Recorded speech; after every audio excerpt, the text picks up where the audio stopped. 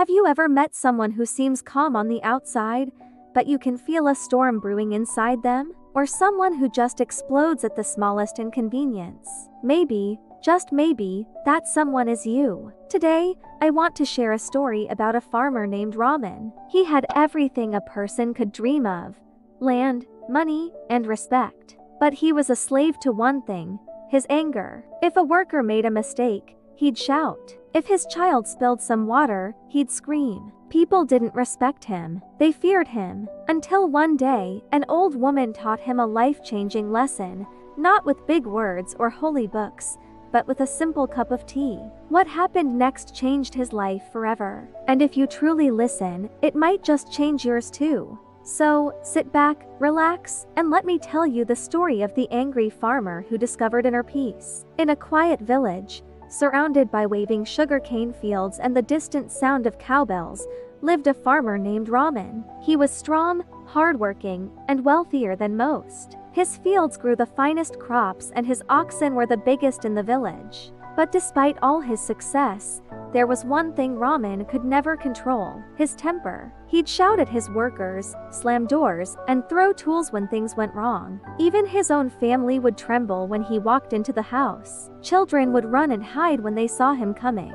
The village women would whisper, "He has everything except peace." One morning, while Ramen was in the fields, a worker accidentally broke a wooden plow. Ramen's face turned bright red. "Useless fool," he yelled, grabbing the broken piece and throwing it aside. "Do you have any idea how much this costs? You all live off my earnings, yet you destroy my tools." The worker just bowed his head in silence. At noon, Ramen's young son came running to the field to bring him some water. In his hurry, he tripped, spilling most of it on the ground. Ramen's blood boiled. "Can't you even walk properly? Get away," he shouted. The little boy's eyes filled with tears as he ran back home, wiping his face. Later that evening, dark rain clouds gathered in the sky.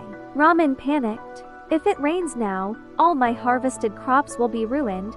He rushed to move them but slipped and fell right into the mud. Soaked, muddy, and frustrated, he punched the ground in fury. "Why is everything against me?"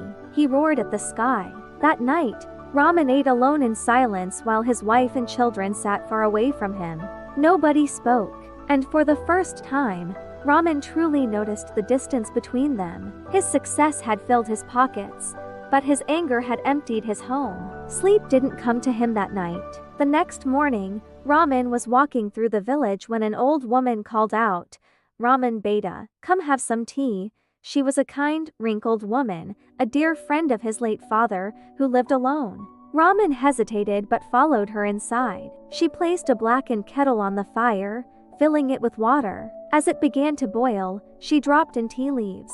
The bubbling water made a loud, churning sound inside the metal pot.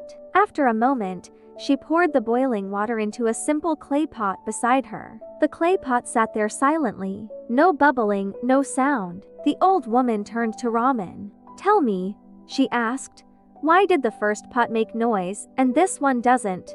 Ramen shrugged. "Because the water was boiling before, and now it's calm."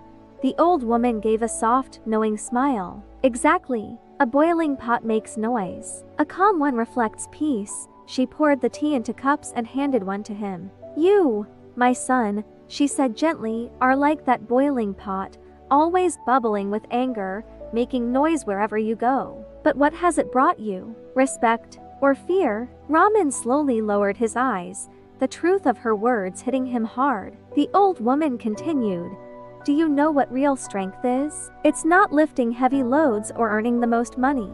True strength is controlling the fire inside your own mind. When your heart becomes calm like still water, only then will you taste real peace."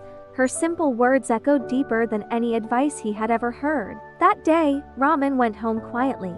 In the evening, when his son hesitated near the door, Ramen called out softly, "Come, sit beside me." The boy's eyes widened in surprise. Slowly, he sat down. Ramen placed his hand gently on his son's head. "I'm sorry," he whispered. The boy blinked. It was the first time he had ever heard those words from his father. Later, when his wife served him food, Ramen said, "Sit with me, too." Tears quietly filled her eyes as she joined him. The next day in the field, when a worker dropped a basket of grain, everyone froze, expecting an explosion. Instead, Ramen walked over, bent down, helped him pick up the basket, and said, "Be careful next time."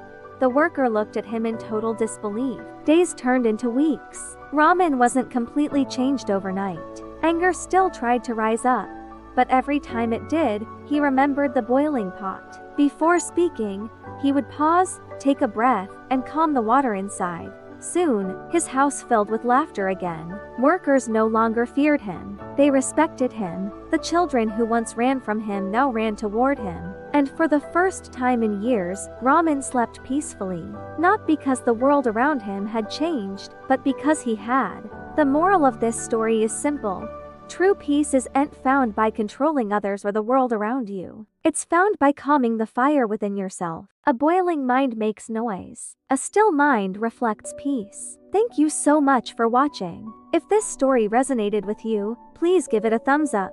And don't forget to subscribe for more content to help you find your inner peace. We'll see you in the next video.